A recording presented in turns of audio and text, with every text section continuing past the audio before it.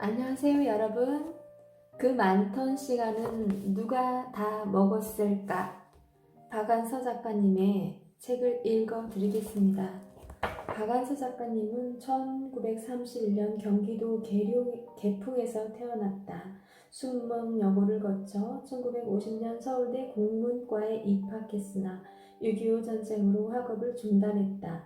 1970년 40세 때 여성동화의 장편소설 나목이 당선되어 문단에 나온 이후 7순이 넘긴 오늘날까지 왕성한 창작 활동을 하고 있다. 그의 작품 세계는 크게 전쟁의 비극, 중산층의 삶, 여성 문제 등의 주제로 압축해 볼 수 있는데 각각의 작품마다 특유의 신랄한 시선과 뛰어난 현실 감각으로 우리 삶의 실체를 온전하게 드러내고 있다. 한국문화작가상, 이상문학상, 대한민국 문학상, 위산문화상, 중앙문화대상, 현대문학상, 동인문학상, 대산문학상, 만해문학상 등을 수상했다. 장편소설 나목, 휘청거리는 오후, 목마른 계절, 도시의 흉년, 욕망의 응달, 오만과 몽상, 서 있는 여자, 그대 아직도 꿈꾸고 있는가, 미망, 그 많던 싱아는 누가 다 먹었을까, 아주 오래된 농담, 창작직 부끄러움을 가르칩니다.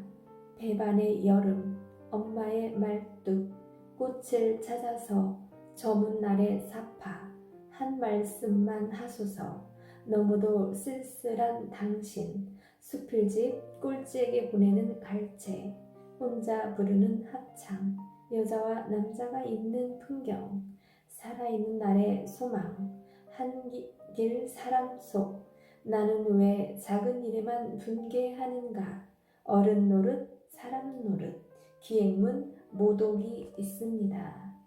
웅진닷컴에서 출판한 그 많던 싱아는 누가 다 먹었을까? 박안서 소설로 그린 자상 유년의 기억. 다시 책머리에 이 책을 처음 내면서 쓴 선문을 다시 읽어보니 말미에 나는 지금 지쳐있고 위안이 필요하다고 쓰고 있다. 진이 다 빠지고 빈 커플만 남은 것처럼 허탈해지는 건 소설을 끝내고 나서 어김없이 돌아오는 대가여서 의뢰 그려려니 해왔건만 이 소설에서 그걸 특별히 강조한 건 아마 순전히 기억에 의지한 소설이기 때문일 것이다. 기억을 환기시키기란 덮어준 상처를 짚는 것과 같아서 힘들고 자신이 역겹기까지 하다. 그래서 이 일에 노연하면서까지 위안을 구했었는데 다행히 지난 10년이란 오랜 동안을 꾸준히 독자와 만나는 행운을 누렸으니 그만하면 충분히 위안을 받은 셈이다. 게다가 꾸준하게 청소년 독자가 많았다는 건 나에게 큰 행복이기도 하고 어쩌면 기적 같은 일이기도 하다. 요즘도 상아가 어떻게 생겼는지 알고 싶다는 독자 편지를 받으면 내 입안 가득 싱아의 맛이 떠오른다. 그 기억의 맛은 언제나 젊고 싱싱하다. 나의 생생한 기억에 공간을 받아줄 다음 세대가 있다는 건 작가로서 누리는 특권이 아닐 수 없다. 이런 새로운 독서 활동을 통해 많은 사람들이 종이책과 가까워지는 것만도 즐거운 일일 텐데 그 수익금이 좋은 일에 쓰인다니 어깨가 더욱 으쓱해진다. 2002년 1월 박완서. 작가의 말. 자화상을 그리듯이 쓴 글. 이런 글을 소설이라고 불러도 되는 건지 모르겠다. 순전히 기억력에만 의지해서 써보았다. 쓰다 보니까 소설이나 수필 속에서 한두 번씩 울거먹지 않은 경험이 거의 없었다. 그러나 그때그때의 쓰임새에 따라 소설적인 윤색을 거치지 않은 경험 또한 없었으므로 이번에는 있는 재료만 가지고 거기 맞춰 집을 짓듯이 기억을 꾸미거나 다듬는 짓을 최대한으로 억제한 글짓기를 해보았다. 그러나 소설이라는 질의 규모와 균형을 위해선 기억의 더미로부터의 취사 선택은 불가피했고, 지워진 기억과 기억 사이를 자연스럽게 이어주기 위해서는 상상력으로 연결고리를 만들어주지 않으면 안 되었다. 더 큰 문제는 기억의 불확실성이었다. 나이 먹을수록 지난 시간을 공유한 가족이나 친구들하고 과거를 더듬는 얘기를 하는 경우가 많은데, 그럴 때마다 같이 겪은 일에 대한 기억이 서로 얼마나 다른지에 놀라면서 기억이라는 것도 결국은 각자의 상상력일 따름이라는 것을 깨닫게 된다. 좀 전과는 좀 다른 방법으로 글짓기를 해봤다고 해서 내 소설 기법에 어떤 변화의 계기를 삼아보려는 의도가 있었던 것은 아니다. 소설이 점점 단명해지다 못해 이례적인 소모품처럼 대접받는 시대건만 소설 쓰기는 손품만치도 쉬워지지 않는구나. 억울하면 안 쓰면 그만이지만 그래도 억울하다. 웅진에서 성장소설을 써보라는 유혹을 받았을 때 성장소설이란 인물이나 줄거리를 새롭게 창조할 부담 없이 쓸 수 있는 자서전 비슷한 거려니 했기 때문에 쏠깃하게 들었다. 요컨대 좀 쉽게 써보자는 배짱이었다. 그러나 자신을 바로 보기처럼 용기를 요하는 일은 없었고, 내가 생겨나고 영향받는 피부치들에 대한 애틋함도 여간 고통스럽지가 않았다.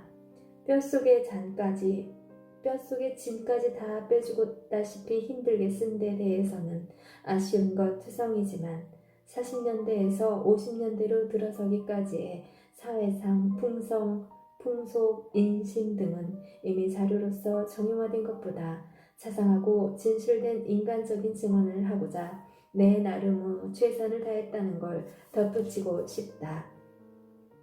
잘난 척하는 것처럼 이안이 곱게 들릴지도 모르겠지만 나는 지금 지쳐있고 위안이 필요하다.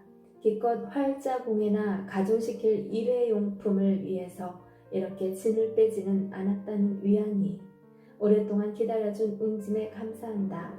웅진 덕으로 처녀작 이후 처음으로 연재에 의하지 않고 긴 글을 쓸 수 있었음에도 아울러 고맙게 생각한다. 1992년 9월 박완서.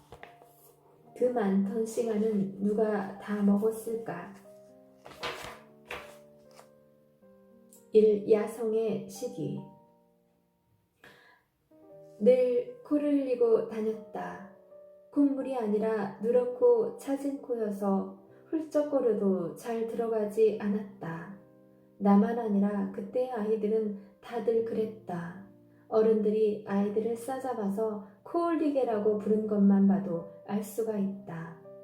여북해야 내가 엄마가 되고 나서 내 아이들에 대해 제일 이상하게 생각한 것은 감기가 들지 않고는 절대 코를 안 흘린다는 것이었다. 우리 아이들뿐 아니라 딴 아이들도 안 흘렸다. 그래서 학교나 유치원 갈 때 가슴에 손수건 매다는 습관까지 없어져 버렸다. 나도 이제는 요즘 아이들이 코를 안 흘리는 걸 이상해하는 대신 그땐 왜 그렇게 코를 흘렸는지 이상하게 여기게 되었다. 종이나 헝겊이 귀했다. 손수건 같은 게 이 세상 어디에도 있는 것을 몰랐다. 코가 흘러서 입으로 들어갈 때쯤 되면 소매로 쓱 씻었다. 그래서 한겨울 나고 나면 소매뿌리에 고약이 엉겨붙은 것처럼 새카만 덮개가 앉았다. 둥던산같이 소물든 저고리 하나면 겨울을 났다. 엄마가 동정을 갈아줄 때마다 소매뿌리에 덮개를 쓱쓱 비벼서 털어내주건 만도 그러했다. 아랫도리는 손바지 위에다 어깨 허리가 달린 통치마를 입었다. 옷감은 무명에다 울긋불긋 물을 들여 풀을 먹여 반들반들하게 다듬이질한 것이었다. 시골에서 물감은 아주 귀물이었다. 할아버지가 송도에서 사오셨다.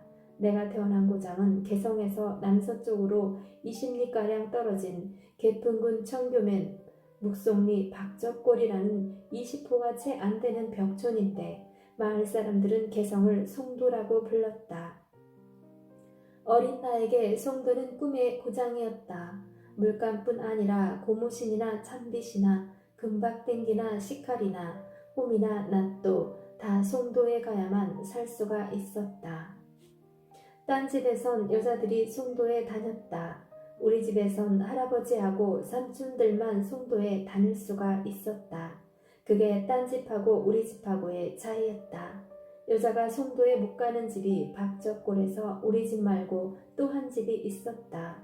두 집 다 박가였고 서로 친척이었다. 그 밖의 집들은 홍가였고 그들끼리 친척이었다. 그런데 마을 이름은 박적골이었다. 할아버지는 우리는 양반이고 그들은 쌍것이라고 했다. 마을 사람들이 할아버지의 양반 노릇을 어떻게 평가했는지는 잘 모른다. 개성지방은 전통적으로 양반 따위를 대수롭게 여기지 않는다. 그러니까 할아버지는 독불 장군이셨을 것이다.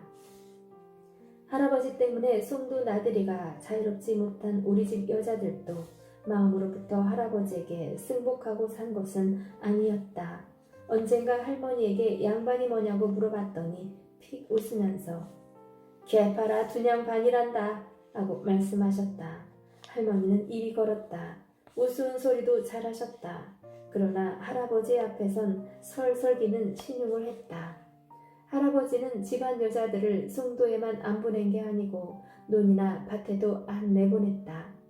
그것도 딴 집과는 우리 집의 다른 점이었다. 할아버지는 그것도 양반 노릇이라고 여기시는 듯했다. 박적골엔 이렇게 두 양반 집과 16인가 17호의 양반 아닌 집이 있었지만 지주와 소작인으로 나누어져 있진 않았다. 바위라고는 하나도 없이 능선이 부드럽고 밋밋한 동산이 두 팔을 벌려 얼싸하는 듯한 동네는 앞이 탁 트이고 벌이 넓었다. 넓은 벌 한가운데를 개울이 흐르고 정지용의 시 말맞다나 옛 이야기 지줄대는 실개천은 아무데나 있었다. 우리 집에서 뒷간에 가려도 실개천을 건너야 했다. 실개천은 흐르다가 눈을 만나면 곧잘 웅덩이를 만들곤 했는데 우리는 그걸 군 우물이라고 해서 먹는 우물과 구별했다.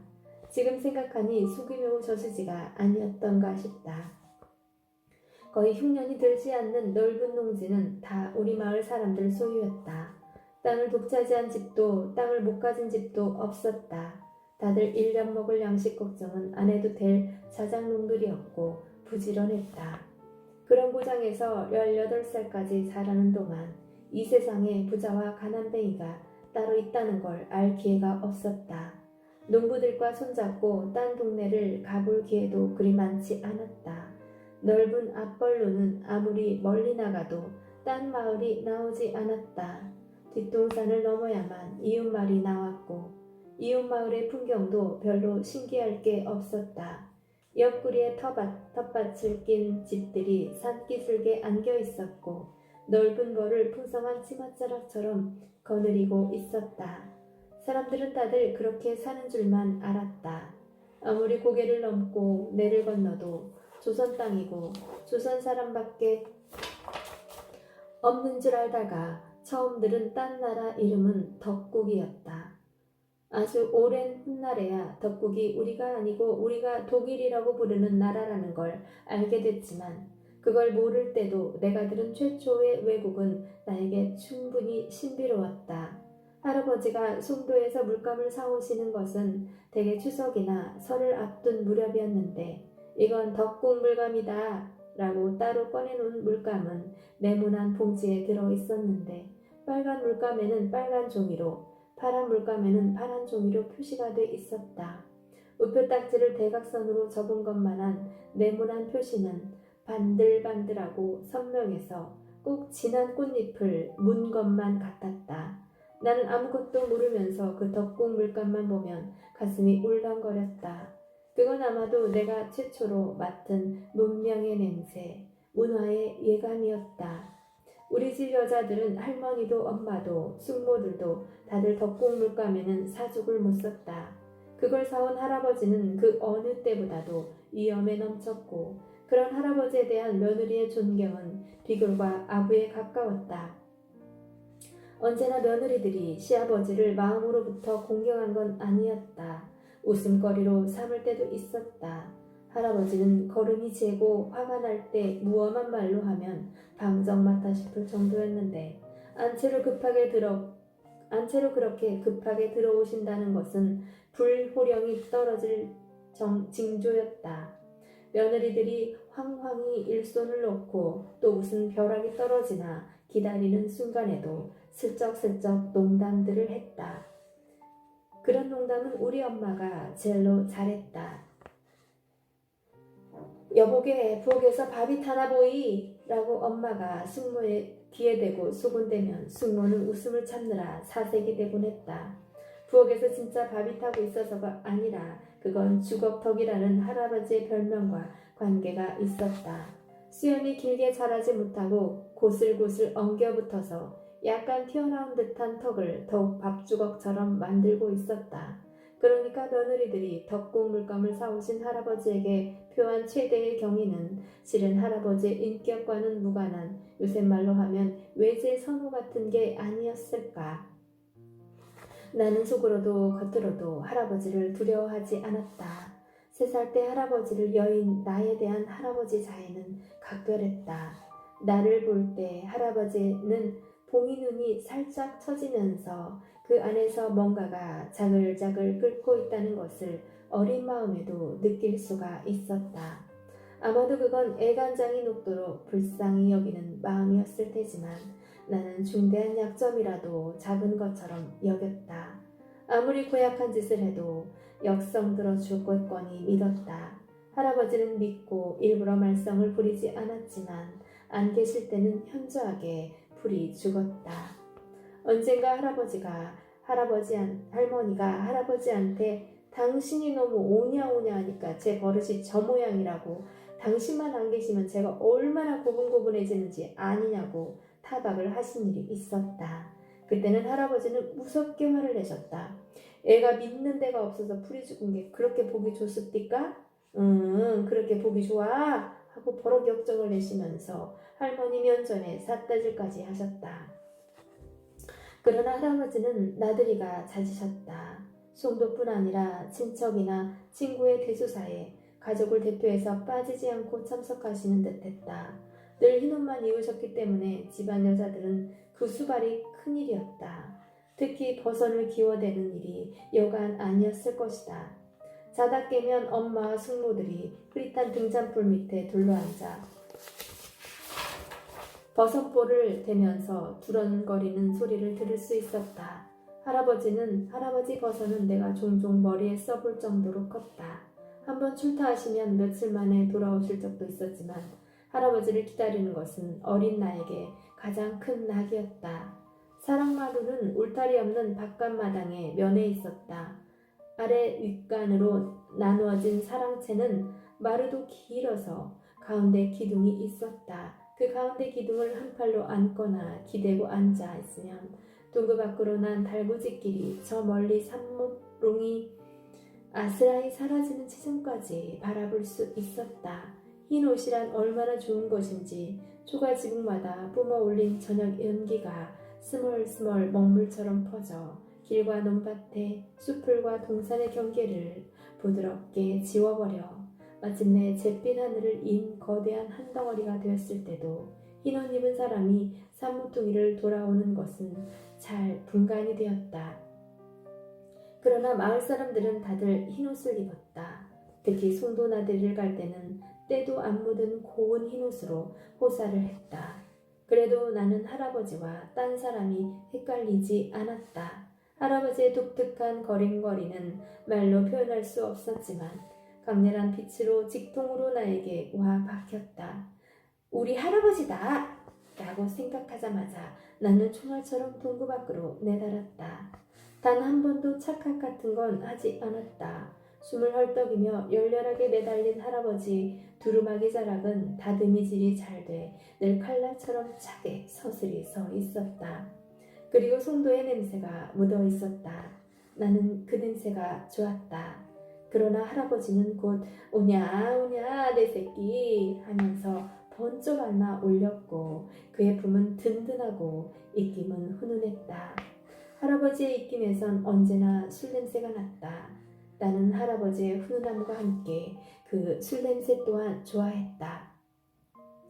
할아버지는 나를 내려놓고 나서 두루마기 주머니에서 먹을 것을 주섬주섬 꺼내 손에 쥐어주는 것을 잊으신 적이 없었다. 노란 편지봉투에 싼 미라사탕 아니면 잔치상에서 염치불구하고 집어넣었음직한 약과나 다식도 아니었다. 그런 것들을 맛보느라 할아버지 손목을 놓고 깡충깡충 앞장서 뛸 때는 얼마나 의기양양했던지 집에 들어가면 할머니한테 눈꼬리 시다는 핀잔을 들을 지경이었다. 할머니 눈엔 요새 말로 백이 생긴 내가 다소 밉살스러워도 보였으리라. 그러나 그때의 내 기분은 기다림의 성취감 같은 것이었다. 기다림이 번번이 성취된 것은 아니었다. 기다려도 산모퉁이에 딴 사람만 나타나거나 아무도 안 나타날 적이 서려움이 목구멍까지 복받쳤다. 계절에 따라 추워서 오들오들 떨 때도 있었다. 안에서 몇 번이나 부르러 나와도 막무가내였다. 어른들은 그런 날을 청승 떤다고 했다. 엄마는 청승 좀 작작 떨라고 혀를 찾고 할머니는 머리를 두어 번 쥐어박기도 했다. 할아버지한테 일러줄 테다. 다 일러줄 테다. 나는 이렇게 벼르면서 그 모든 구박을 견디었다. 그러나 진짜로 이런 적은 없었다. 그건 그냥 기다리는 재미였다. 기다리는 재미도 그 밖에 또 있었다. 우리 할아버지가 시방 소리깨 고개까지 오셨으면 내 엄지손가락이 가운데 손가락에 착착 붙어라. 안 붙으면 우리 할아버지가 시방 농바위 고개까지 오셨으면 내 엄지손가락이 가운데 손가락에 척척 붙어라. 로 바꾸면 되었다. 나는 고개나 내 이름은 많았지만 어디 있었는지 잘 몰랐기 때문에 아무데나 붙는 게 안 붙는 것보다는 나았다. 붙으면 그 자리로부터 할아버지를 몰래 뒤쫓아 고개를 넘고 벌을 지나고 내를 건넜다. 할아버지가 걷는 길은 깜깜한 밤일 적도 있었고 휘영청한 달밤인 적도 있었다. 별빛밖에 없는 금은 밤일지라도 표표히 나부끼는 할아버지의 두루마기 자락은 너무도 새하얗고 당당해서 놓칠 염려가 없었다. 걸음이 빠른 할아버지는 순식간에 동구밭까지 왔다. 나는 할아버지를 숨가쁘게 뒤쫓으며 한편 마음을 졸이며 기다렸다. 산모롱이에 할아버지는 안 나타나고 뒤쫓던 나는 제자리 걸음만 하는 할아버지를 안타깝게 지켜보다가 정신의 긴장이 몽롱하게 이어한다곤 했다. 기다리다 지쳐 잠든 나를 어른들이 안고 들어갈 때 나는 밤밖에 잠들지 않았으면서도 일부러 골아떨어진 신음을 했다. 내 유년기의 기억의 첫 장을 꽉 채우다시피 한 기다림은 그리 오래가지 않았다.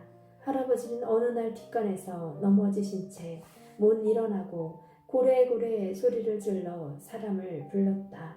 뒷간은 사랑채에서 3벌이나 되는 대돌을 내려와 꽤 넓은 마당을 가로질러 마당을 에워싼 뽕나무 밑을 지나 실개천을 넘어 텃밭머리에 있었다.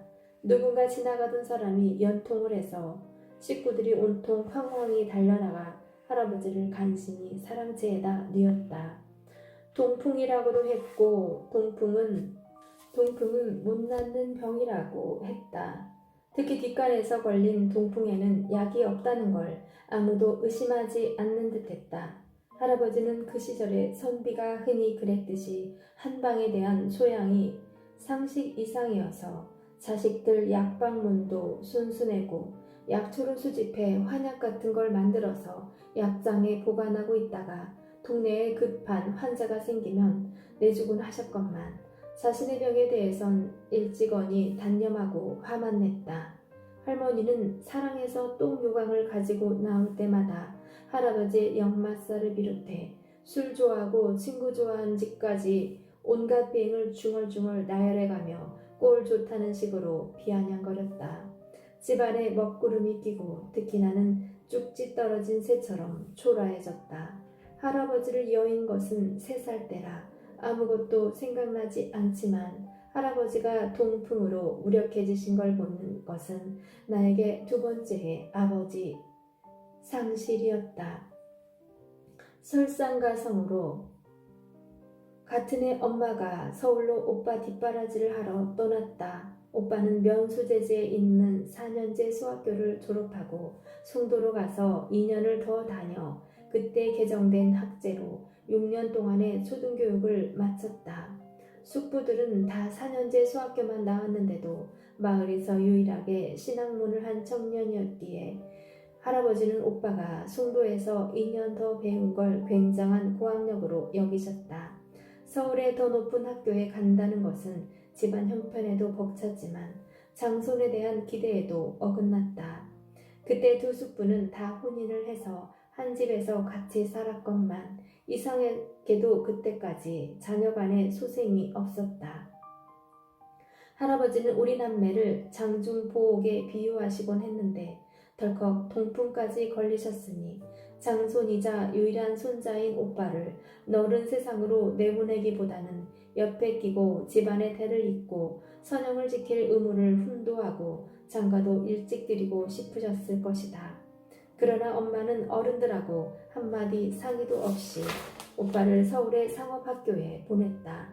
상업학교는 송도에도 있는데 서울까지 보낸 것은 엄마의 중대한 반란이었다. 그 사건으로 집안이 한바탕 난리를 치렀다.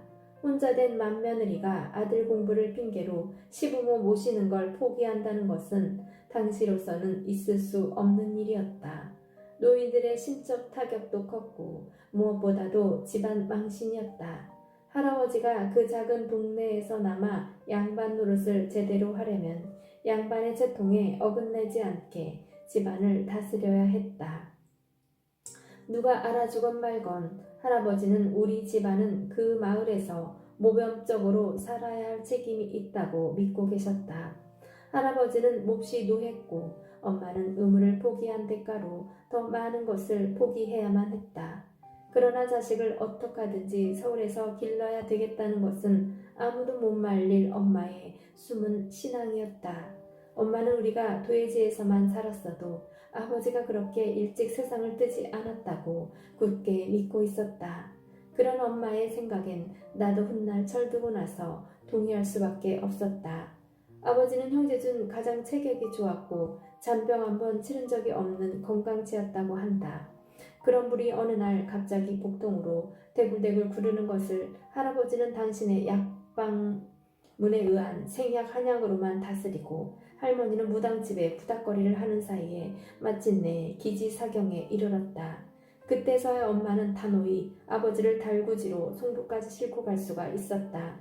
이미 아버지의 맹장염은 복막염을 일으켜 뱃속 가득 고름이 찬 것을 뒤늦게 수술을 했지만 항생제도 없을 때라 결국은 덫이 나서 죽음에 이르렀다고 한다. 엄마가 그걸 팔자소관으로 돌리지 못하고 시골의 무지몽매 탓으로 단정하고 자식들이라도 어떻게 하든 그곳에 빼내고자 한 것은 처녀적의 엄마의 서울 체험과 무관하지 않다. 엄마의 친정 역시 시골이었지만 엄마의 외가 쪽은 서울에서 꽤 살고 있는 박적골로 시집 오기 전 처녀 시절의 한때를 서울에서 외사촌들과 보낸 적이 있었다고 한다. 그때 외사촌들은 직명, 숙명 등에 다니고 있었는데 그게 무척 좋아 보이고 부러웠었나 보다. 엄마는 통치마 입고 구두 신고 신식 교육받은 여자들은 휘뚜루 신여성이라고 청했고 나도 그렇게 만들고 싶어 했다. 그러나 나는 아직 어렸고 또 형편상 딸까지는 엄두를 못 내고 우선 아들을 서울의 학교에 집어넣고 자기도 뒷바라지를 핑계로 맏며느리 자리를 헐헐 박차고 서울로 가버렸다. 나는 할머니, 할아버지는 물론 숙모들까지 수군대며 엄마를 비난하는 소리를 듣지 않으면 안 되었다. 그러나 여전히 하나밖에 없는 손녀여서 숙모들에게 상전 노릇을 톡톡히 했고 할아버지의 반신불수와 엄마의 부재로 보다 많은 자유를 누리게 되었다. 개성지방과 그 근교의 주거 양식의 특색으로 바깥채를 낮고 소박하게 안채는 높고 정결하게 꾸미는 것과 함께 마당 칠해의 유난함을 꼽을 수가 있다. 사랑채에 면한 바깥마당은 앞이 트이게 하고 양쪽에 뽕나무나 빗자루를 만드는 뎁사리 나무로 둘러치고 한박꽃이나 국화를 몇 그루 심는 정도지만 뒤란치에는 공이 들고 화려했다. 우리 집 뒤란도 한겨울 빼놓고는 줄장 꽃을 볼 수 있는 작은 동산이요. 넉넉한 놀이터였다. 장독대로 뒤란에 있었고 터줏대감을 모신 터줏자리도 뒤란에 있었다. 울타리는 개나리로 치고 열매 맛은 별로 없지만 꽃이 장한 돌뱃나무와 개살구나무가 한 그루씩 있었다. 앵두나무가 여러 그루, 그리고 바닥에선 딸기가 해마다 저절로 자랐고 터줏자리 근처는 부추가 자생해서 저절로 음침한 분위기를 만들고 있었다. 개나리 울타리 밑에선 꽈리가 지천으로 자라고 장독대로 올라가는 둔턱은 층층의 단을 만들어 일년초를 심도록 돼 있었다. 혼자 쓸쓸히 놀던 뒤란에 이제 동무들을 끌어들이거나 동무들하고 온 동네를 휘젓고 다니거나 내 맘대로였다. 할아버지가 무력해진 것은 곧 집안의 법도에 구멍이 뚫린 거라고 누가 가르쳐준 것도 아니건만 알아차리고 그것을 최대한으로 누렸다. 하다못해 뒷간까지도 놀이터로 만들었다.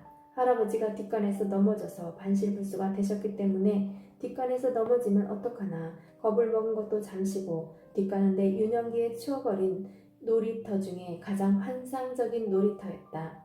우리 고장에 내려오는 뒷간 얘기는 다 도깨비 얘기였지만 무서운 도깨비는 아니고 조금은 못나고 유쾌한 도깨비였다. 코가 막혀 냄새를 못 맡는 도깨비가 뒷간에서 밤새도록 똥으로 초찰떡을 빚는다고 했다. 쟤를 콩고물이나 팥고물인 줄 알고 맵시 있게 빚은 조찰떡을 재에다 굴리기를 되풀이하면서도 아까워서 한 입도 맛을 안 보다가 새벽녘에 다 빚고 나서 비로소 맛을 보고는 퇴퇴 욕지기 하면서 홧김에 원상대로 휘젓고 간다는 것이었다.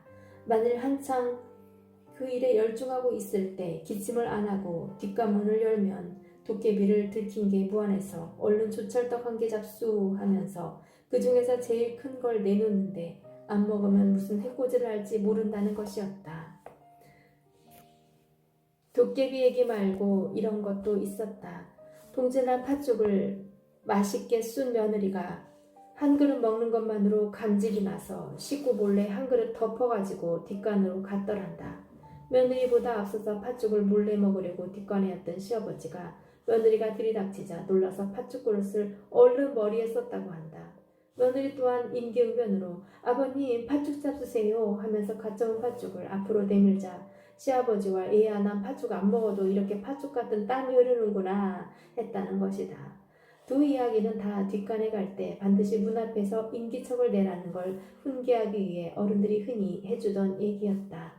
시골 뒷간에 대해 공포감으로부터 갖고 있는 요즘 아이들이 들으면 구역질이 날 소리지만 실제로 우리 고장 뒷간은 팥죽을 먹어도 좋을 만큼 청결했다. 칸살도 서너 칸은 되게 넓었고 어른이 이를 보는 데는 한켠에 나무랜 틀이 따로 있었지만 아이들은 땅바닥에 앉아서 보게 돼 있었다.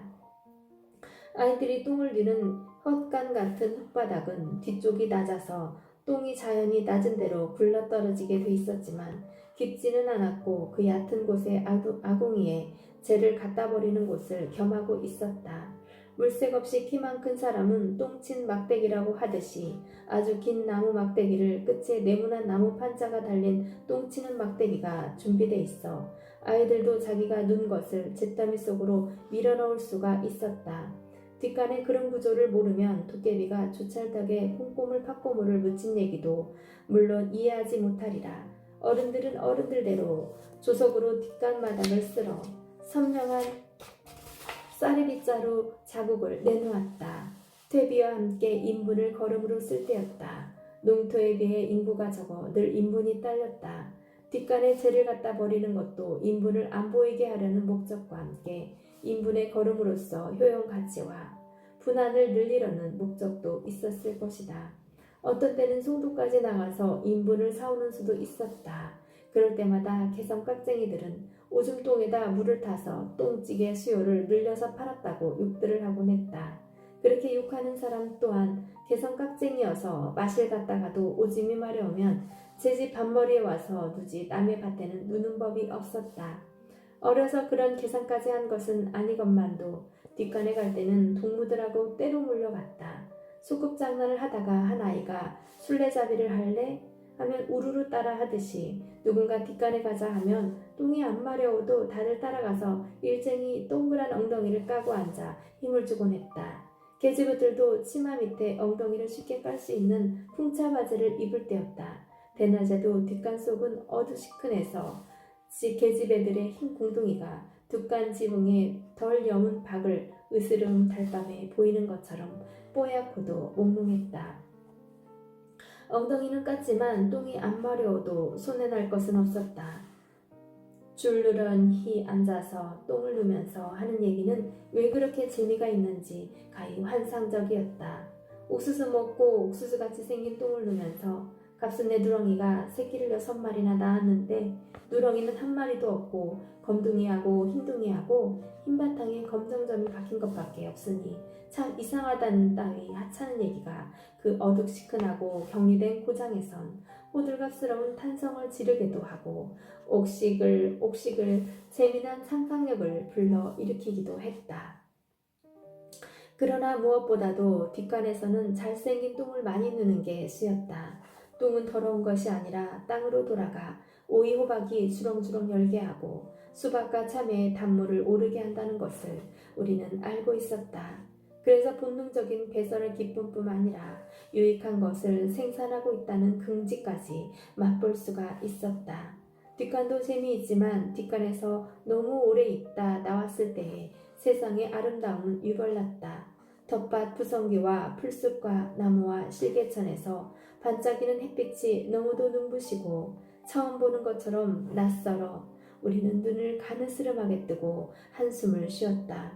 뭔가 금지된 쾌락에서 노연한 기쁨마저 들었다.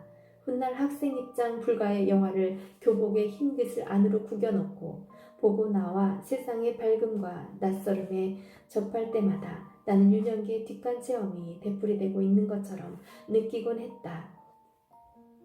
그로부터 더 오랜 훗날 이상의 권태라는 수필을 읽을 기회가 있었다. 놀이기구라고는 없는 5, 6명의 시골 아이가 무엇 가지고 놀아야 될지 몰라 돌멩이로 풀을 짓이기다가 곧 실증이 나서 하늘을 향해 두 팔을 벌리고 괜히 기성을 지르다가 맨 나중에는 나란히 앉아서 대변을 한 무더기씩 누더라는 얘기였다. 이상은 그것을 속수무책에 그들 최후의 창작 유희라고 묘사해 놓았다. 그런 설명이 없더라도 그의 뛰어난 글솜씨 때문에 돌파구 없는 권태의 극치가 섬뜩하도록 실감되는 글이었다. 그러나 그건 어디까지나 뼛속까지 서울내기인 이상의 감수성이 만들어낸 관념의 유희일 뿐 정말은 그렇지 않았다. 시골 애들은 심심해서 어떻게 살까 불쌍하게 여기는 건 서울내기들의 자유이지만 내가 심심하다는 의식이 싹트고 거기 거의 짓눌리다시피 한 것은 서울로 오고 나서였다. 서울 아이들의 장난감보다 자연의 정의가 훨씬 더 유익한 놀이객감이었다고 말하는 것도 일종의 호들갑일 뿐 그 또한 정말은 아니다. 우리는 그냥 자연의 일부였다. 자연이 한시도 정지해 있지 않고 살아 움직이고 변화하니까 우리도 심심할 겨를이 없었다. 농사꾼이 곡식이나 피성기를 씨 뿌리고 싹 트고 줄기 뻗고 꽃 맺고 열매 맺는 동안 제 아무리 부지런히 수고해봤자 결코 그것들이 스스로 그렇게 돼가는 부산함을 앞지르진 못했다. 아이들도 마찬가지였다. 우리는 어려서부터 30앞 외에 군것질거리야 소일거리를 스스로 산과 들에서 구했다. 뻘기, 찔레순, 산딸기, 찍뿌리, 맷뿌리, 싱아, 밤, 도토리가 지천이었고 궁금한 입맛뿐 아니라 어른을 기쁘게 하는 일거리도 많았다. 산나물이나 버섯이 그러했다. 특히 항아리 버섯이나 쌀이 버섯은 어찌나 빨리 돋아나는지 우리가 돌아서면 땅밑에서 누가 손가락으로 쑥 밀어 올리는 것 같았다. 마을 도처에 흐르는 실개천에서 물장구 치며 놀 때도 누가 해진 채 하나만 가지고 나오면 오도방정 떨기 일수인 보리새우를 얼마든지 건져 올려 저녁에 된장국을 구수하게 만들어줄 수가 있었다. 가지고 놀 것도 다 살아있는 것들이었다. 왕뱀이의 새큼한 똥구멍을 핥아보다가 불개미 떼들한테 종아리를 뜯어먹히기도 했고, 잠자리를 잡아서 날씬한 꽁지를 자르고 대신 더 긴 밀짚고갱이를 꽂아서 날려보내기도 했다. 풀로 각시를 만들어 쪽지어 시집 보낼 때 게딱지로 솥을 걸고 솔잎으로 국수 말고 새금 풀로 김치를 담갔다. 마지막으로 새부른 뿌리를 뽑아 열심히 신랑방에 불 켜라 각시방에 불 켜라 주문을 외면서 손가락으로 비벼서 새빨갛게 만들어 등불을 밝혀주었다. 가지고 놀 것은 무진무진했고 우리는 한 번도 어제 놀던 걸 오늘 또 가지고 놀 필요가 없었다. 떼약볕이 내리쬐는 한여름에는 실개천이 합쳐져서 냇물이 된 동구밭까지 원정을 나갈 때도 있었다. 그럴 때 만나는 소나기는 실로 장관이었다. 서울 아이들은 소나기가 하늘에서 오는 줄 알겠지만 우리는 저만치 앞벌에서 소나기가 군대처럼 쳐들어온다는 걸 알고 있었다. 우리가 노는 곳은 햇빛이 쨍쨍하건만 앞벌의 짙은 그림자가 짐과 동시에 소나기의 장막이 우리를 향해 쳐들어오는 것을 볼 수 있었다. 우리는 아무도 이해할 수 없는 기성을 지르며 마을을 향해 도망치기 시작했다. 그 장막이 어찌나 빠르게 이동 하나를 알고 있기 때문에 우리는 죽자꾸나 뛴다. 불안인지 환희인지 모를 것으로 터질 듯한 마음을 부채질하듯이 벌판의 모든 곡식과 푸성기와 풀들도 축 늘어졌던 잠에서 깨어나 일제히 웅성대며 소열을 일으킨다. 그러나 소나기의 장막은 언제나 우리가 마을 추녀 끝에 몸을 가리기 전에 우리를 덮치고 간다. 채찍처럼 세차고 폭포수처럼 시원한 빗줄기가 복더위와 다른 박질로 보라로 단 몸뚱이를 사정없이 후려치면 우리는 드디어 폭발하고 만다. 아, 그건 실로 폭발적인 환희였다. 우리는 하늘을 향해 미친 듯한 환성을 지르며 비를 흠뻑 맞았고 웅선대는 들판도 덩달아 환희를 춤을 추었다. 그럴 때 우리는 너울대는 옥수수나무나 피마자나무와 자신을 구별할 수가 없었다.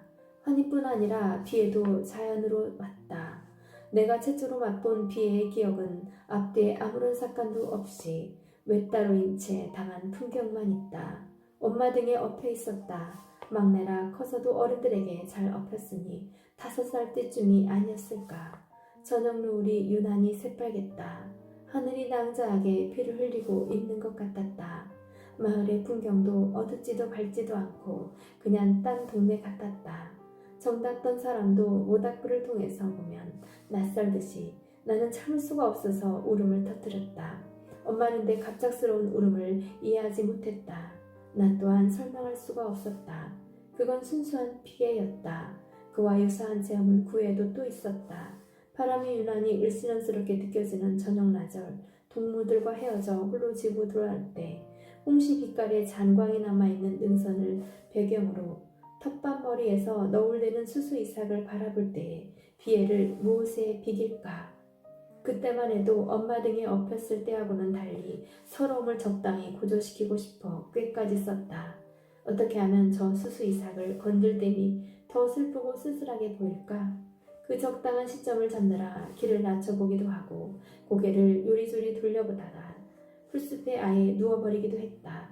그리고 가슴에 고인 슬픔이 눈물이 되어 흐르길 가만히 기다렸다. 할아버지가 동풍이 들어 집안이 우울하고 기강이 해이해진 동안 나의 전성시대였다. 할아버지가 정정하셨을 때 집안 여자들을 송도나들이도 들일도 안 시켰던 것처럼 내가 동물들과 어울려 싸돌아는 것도 질색이었다. 할아버지는 다행히 왼쪽 팔다리만 마비가 되었다. 동풍 초기에는 출입을 못하게 된 우랄증으로 식구들을 들들 볶았지만 차츰 그 불편한 상태를 받아들이고 그 한도 내에서 소일거리를 찾게 되었다. 그건 동네 아이들을 모아서 그를 가르치는 거였다. 우리 집이 사랑이 서당이 되어 숙부들이 4년째 수학교를 나온 걸 인근에서는 신학문 한 걸로 쳐줄 만큼 개화가 더딘 고장이었기 때문에 한문을 진설하고 믿고 숭상하는 풍조가 남아있었다. 한글은 언문이라고 해서 낮게 쳤는데 배우기가 쉽다는 것도 업신여기는 까닭 중에 하나였다. 할아버지의 서당은 잘 되었다. 박적골 사람들뿐 아니라 고개 너머 마을에서도 아이들을 우리 서당으로 보냈다. 사랑에선 온정일 글 읽는 소리가 그치지 않았고 할아버지가 괜히 잘난 척할 때보다 마을 사람들이 우리 식구를 대하는 태도도 훨씬 달라졌다. 나인 노인들까지 나한테 굽실댄다고 느낄 정도였다. 어느 날 할아버지가 나도 사랑으로 불러냈다. 나는 그날부터 천자문을 배우지 않으면 안 되었다. 다행히 할아버지가 내 몫으로 준 천자문 책엔 언문으로 토가 달려 있었다. 언문이 우리 그린 한글이라는 것도 모를 때였지만 나는 그때 이미 언문을 반쯤 깨친 상태였다. 엄마가 가르쳐 주셨는데 가르치는 방법 매우 우격다짐이었다. 자기는 하룻밤새 배웠으니까 나도 그래야만 한다는 식이었다. 엄마는 동네 여자들의 편지를 도맡아 대필해줄 만큼 그 마을 부녀다들 중에서 그래도 유식한 편이었다.